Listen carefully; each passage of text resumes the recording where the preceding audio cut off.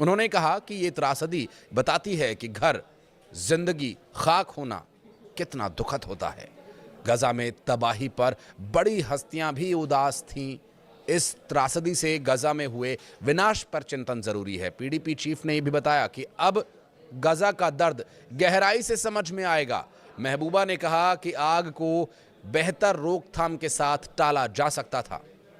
उन्होंने कहा कि गजा में तबाही इजरायली सरकार के एक्शन का नतीजा है और विनाश देखने वालों को अब गहराई से समझ में आएगा कि गजा का दर्द क्या है। वो दर्द जो घरों और जिंदगियों को खत्म होने पर महसूस होता है। लॉस एंजलिस और आसपास के इलाकों में जंगल में लगी हुई आग की वजह से हड़कंप मचा हुआ है। 10,000 से ज्यादा घरों और बिजनेस आउटलेट्स और दूसरे इंफ्रास्ट्रक्चर्स को तबाह कर रही है ये आग।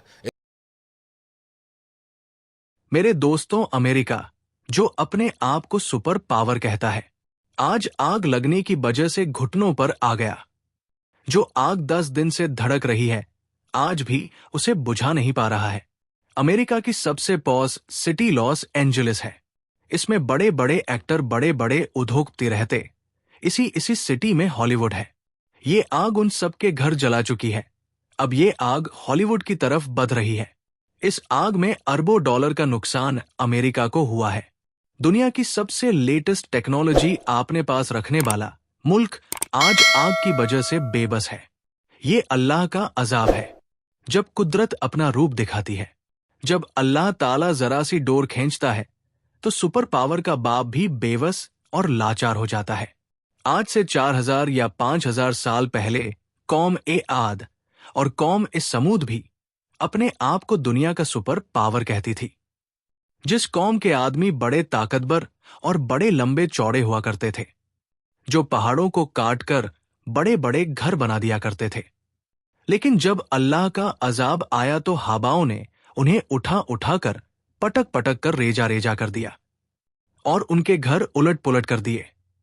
जब नमरूद अपने आप को खुदा कहता था, तो अल्लाह के अजाब ने एक मच्छर के अजाब से उसे हलाक कर दिया। जब फिरौन अपने आप को खुदा कहता था और उसकी कौम लोगों पर जुल्म करती थी, तो अल्लाह के अजाब ने उसे पानी में गर्क कर दिया।